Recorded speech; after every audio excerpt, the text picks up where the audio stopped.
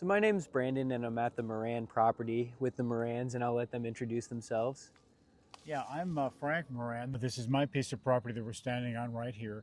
It's a part of a 40-acre parcel. This is my son Matthew. He is on the adjacent piece of this property. Same piece of property. Same piece of property, but adjacent to where we are here. And I'll let you guys go from there.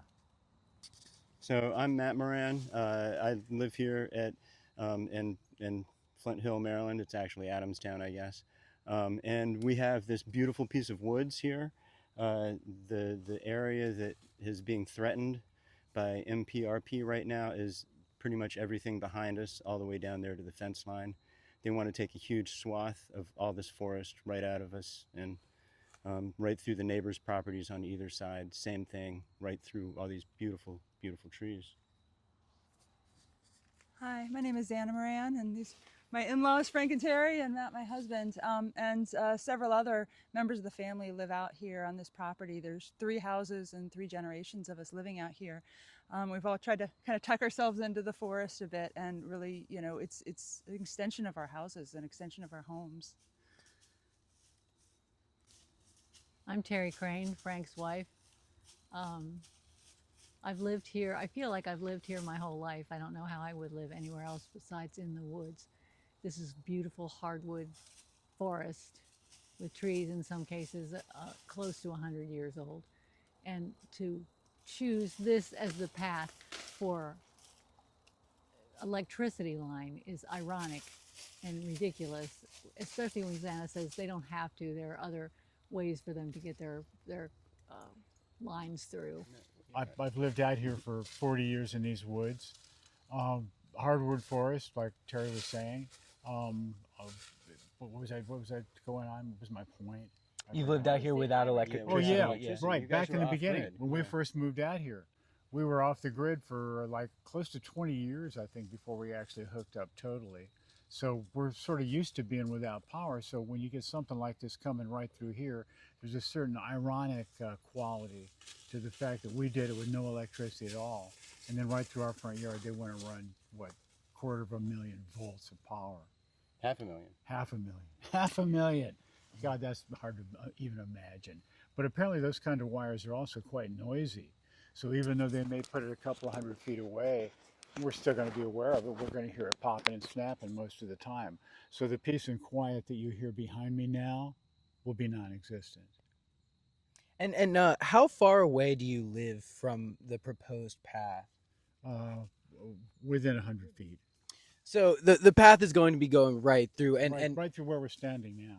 So one thing we touched on, old growth hardwood forest, something that Maryland lacks a great deal of, and we've been over in the Catoctons, and a lot of the Catoctons is very young and has been forested very recently. Only a small portion is really old growth like this. How long does it take for something to get back to the point where a forest has mycological connections, where there is some old growth systems happening? I think in the case of this woods out here, like I say, it's been logged over a couple of times back through history. The last time was about 80 years ago. So it's taken it close to 100 years, 80 years to get back to what you see now. It was pretty much clear cut. It was like back then they didn't think about it. It was not a consideration. The trees were so abundant, you just took them. And it's taken that long, about close to 100 years to grow back to where it is now. So they talk about mitigation practices. Oh, do you have something to add? No, I'm sorry. I wanted to add that in this case, though, trees are not going to be allowed to regrow along the path, which is significantly different. A century ago, they logged, and then the trees could almost immediately start to recover, and that's really important because the roots of the trees help to hold the soil in place. And in many ways, you mentioned, the mycology. I mean, the trees really are interconnected throughout the soils. The roots in the soils and exchange of microbes is absolutely key. And so if you remove the trees and then prevent them from regrowing, you're never going to be able to recover the type of biodiversity and all the ecological services that you do lose by logging. You mentioned erosion control. For this hillside, I think erosion control is a massive point to bring up. If you clear cut these trees, you are going to have an extreme amount of sediment going into the Monocacy, which is it's right at the bottom of this, correct? Well, Yes, this creek stream feeds down into the river, which is So a right down that tributary way. of the Yes, Monocacy. absolutely. Probably The- close to a 45-degree slope here behind us. There's no way that you can take these trees off of this land and expect the soil to stay there. Just this one spot could cause an ecological disaster with the slope that it has and the amount that they're talking about clear cutting. There's going to be all of the topsoil running into the water systems. So we talk about PSEG talks about mitigation practices, and when they talk about mitigation practices, they mean they're going to plant trees somewhere else besides this. How do you feel about mitigation practices? This is not a mitigation practice. What that is just placation. It's making people think, oh yeah, well they're really trying to do something. See, these are the good guys. Untrue. That's all fake. It's all does nothing. Absolutely nothing. That's what I think about mitigation. You can't replace, you can never replace a hardwood forest that's a mature hardwood forest like this cannot be replaced with a monoculture somewhere else, some distant place far away that they're trying to, say, oh, we're doing something green. Because that monoculture forest, wherever it is nothing compared to the diversity that we see here behind us. It's not just oak trees, it's like 3 or 4 different types of oak trees. It's hickory trees, it's maples, there's beech out here. It is a plethora of trees that are growing, many different species, and each of them have their own individual thing to give to the environment. The trees they also plant in these mitigation practices, like are fast growing trees. A lot of the time, red maples, sycamores, even some white pine trees. They're not going to bring back forests like this, which are already very rare in the state of Maryland. I can't stress that enough. There are not really. When I was driving up, I was amazed. There's not really places like this left. With forests like this can support certain species that need large areas of forested, like mature forests, things like wood thrush, many species of owls that live out here.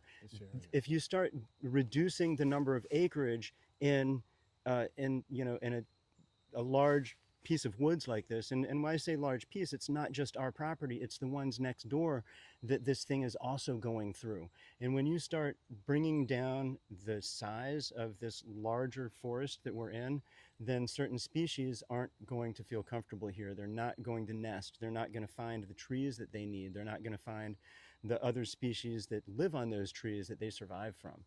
You start taking away these large trees, and it's going to impact several other species beyond that. It's a ripple effect. Yeah, it really is. So this is what they consider with green infrastructure. This is a hub, and there's a number of other hubs that are connected through corridors.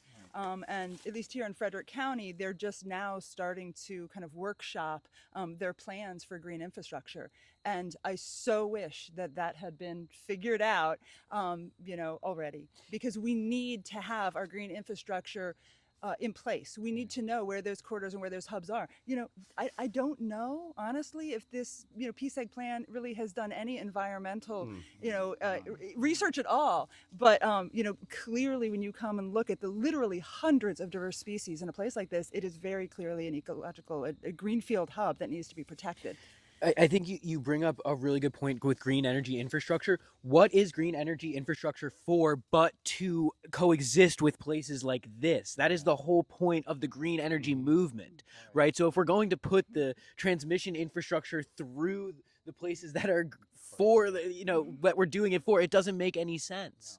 It doesn't make any sense at all. And I was just going to say, I'm in the process right now of actually trying to calculate the carbon sequestration of some of these large mature trees that are along the path that are going to be taken out. We've only known about this since July, so obviously I have a lot of work to do, but I've been really trying to calculate how much, older forest is being left, and, the loss of the sequestration services. The trees are no longer going to be here to absorb the carbon, but at the same time, when they're removed and you have a lot of, material, burned off or decomposed or however they get rid of a lot of the branches and so forth, you're going to be releasing an awful lot of carbon as well. So really, in two significant ways, it's offsetting any benefits that you might be getting by a lot of the electrification efforts.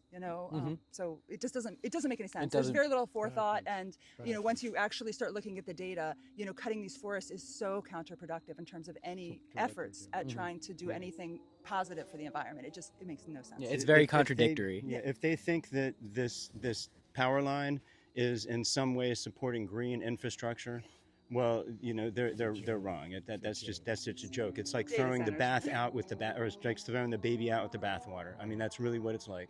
And we have You beat know? that on this channel. We've beat that horse, and we'll continue to beat the data center horse because that is what is causing this. When Exactly. and I've said my spiel. If you watch, I've said it a bunch of times. I've sat in on the So Transmission true. Expansion Advisory Commission meetings, and I know that every greenfield project, all 40 of them in the 13 state PJM transmission region, are the vast majority are citing data centers as the driving factor, as the causation for the proposed lines.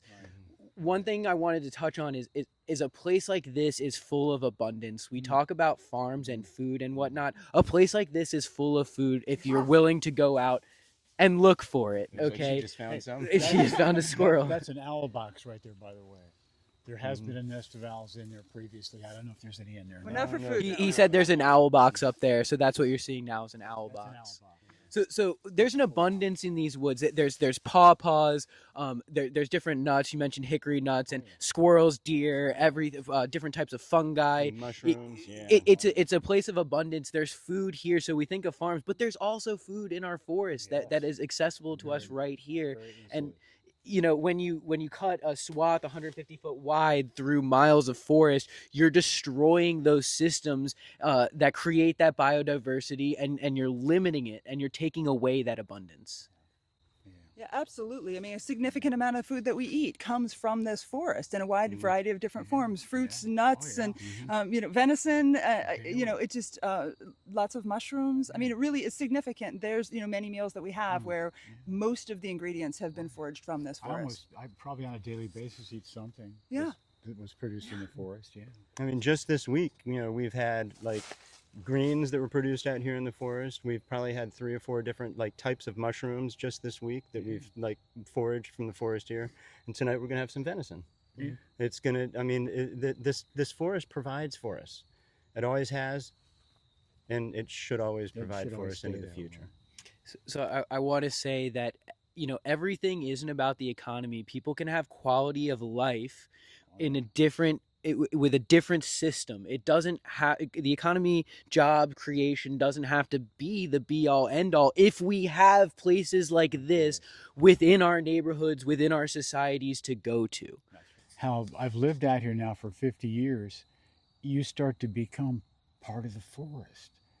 You realize that these aren't just things, these are living beings. These are my brothers and sisters all around me. And it's a whole different kind of a spiritual thing almost when you live in the woods like this. Totally.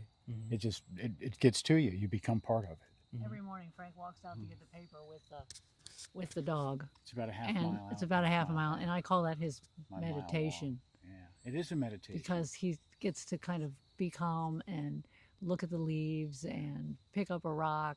He says under any log or rock you lift it up, there's going to be a civilization Something's there, under there. Every single rock a you whole pick up. family or a city of some kind of organism. So he says, so he has to put it back very carefully. Don't mess with the rocks. Don't mess with the sticks. But everywhere, it's everywhere. Another, you know, this makes me think about one more topic actually. Mental health is a big problem in today's society. If we lived more in tune with systems like this, I think the mental health issue in this country would resolve itself, but we need to make an investment, a time investment, a money investment in places like this.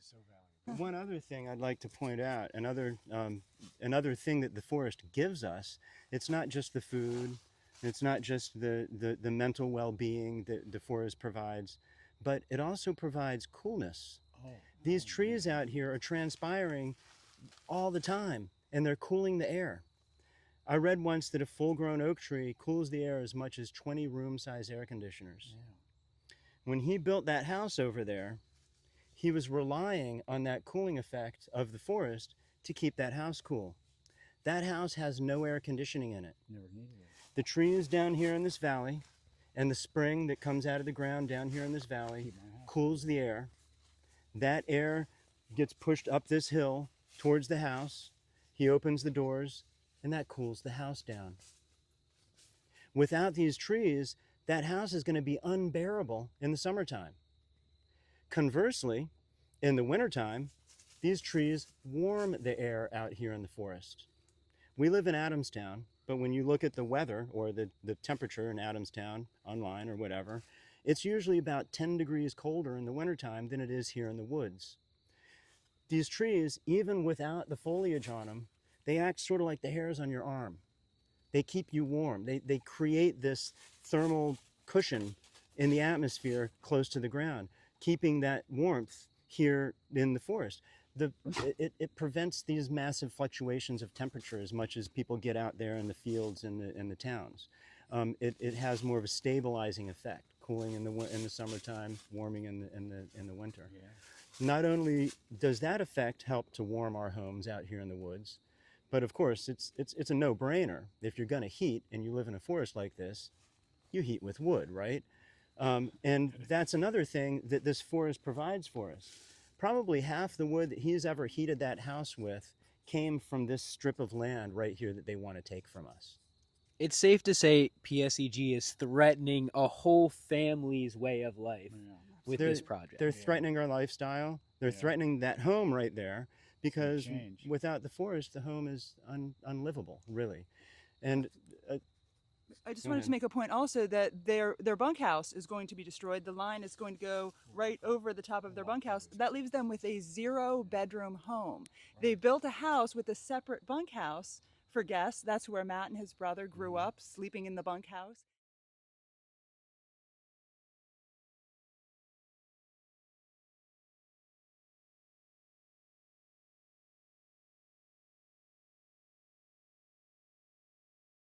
That's, by design, kind of spread out. The bunkhouse is gone, leaving a 0-bedroom house. And I think that that's important to realize. So, on paper, there's no house being taken. No, absolutely. So they are taking a structure on they it. are Right. taking part of our house. That's important to note, Yes. because they said, oh, well, we're missing as many homes as possible. Well, they say know that, they're but I don't counting know us. if that's really true, They because are- When you live in the country like this, your outbuildings become actually an extension of your home. If you're living in a home in a community, you got to keep everything in the house. But out here, you can spread out. So these things are really integral to the functioning of my house, even though they're in separate places. And the bunkhouse over here, which is in the path, that's where my brother and I grew up. That was our bedroom, essentially. It's just an extension of the larger home that we live in. The home, our forest, is really the home. Yeah. So we are losing that, and I think part of the problem is that PSEG, they're not very smart. They make mistakes all the time. They're doing stupid shit. Pardon my French. No. it's okay. But they're using a map, first of all, that's 6 years old. It doesn't show any structures that were built in the past 6 years. Since COVID, we've had a housing boom in rural areas. So I'm sure there's hundreds of homes along this line, and I know of entire communities that were built along this line that don't even show up on their picture. And we have a couple of homes over here that are exactly like that. Actually, 4 homes over here that are exactly like that. They were built since that map was made. The other thing about that map is they chose a map that has all the trees fully foliated. It was like middle of the summer when that satellite image was taken. And you can't see anything in the woods. You can hardly see the bigger house there, but you can't see the little bunkhouse at all. You can't even tell there's anything there. I think that in the picture you can see the car parked next to it more than you can see the actual structure, because the trees are obscuring the view. And I think they intentionally used a map that obscured views, not only with time, but also obscured a view because they chose fully foliated, which if you really want to see the ground, you do it in the wintertime. Anybody who surveys property and land would know that. You don't use the middle of the summer to see what's there because it's all covered up. That's it. And I think that was definitely intentional. It was intentional that they used a 6-year-old map. They have $44 billion, PSEG. They definitely could have afforded to buy a current map. Could I make a different point? I just wanted to mention, I mean, earlier you were talking about how the trees do a lot of regulation with temperature. And absolutely, the temperature range in the forest is significantly smaller than as soon as you go out into developed areas that have been deforested. But a same type of regulation happens with water. When it rains heavily, the forest helps to absorb a lot of that. The more that you deforest, the more you're going to have significant stormwater runoff. So not only is a lot of this area going to severely erode, but it's going to mean that the creek and the river are going to flood much faster and much more dramatically, which is going to threaten, obviously, a lot of other ecologically sensitive areas, species, and potentially, you know, developed areas, homes, roads, bridges. I mean, we've seen catastrophic examples of flooding.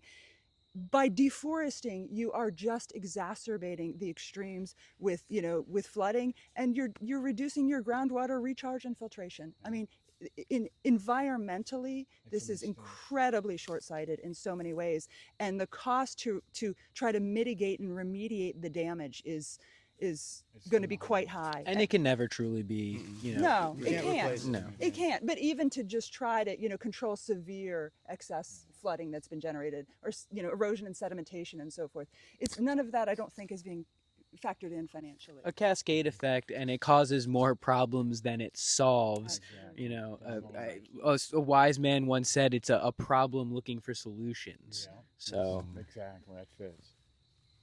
Cities like Houston have a flooding problem all the time because it's concrete, because they covered everything up with concrete. Yeah. So now every time it floods, they've got the water has nowhere to go. Right. And they now know this about Houston. They realize what the problem is, and they're facing a massive infrastructure expense to fix it, to stop all the damage to people's homes, property, all kinds of things. It's short-sightedness again. Yeah. Which human beings Ignorance. seem to be good at. all right, I think we are out of light for Yeah. the most part. So I want to thank you guys for your time. Thank you so much. Thank you. Thanks for doing what you're doing. Yeah, of course.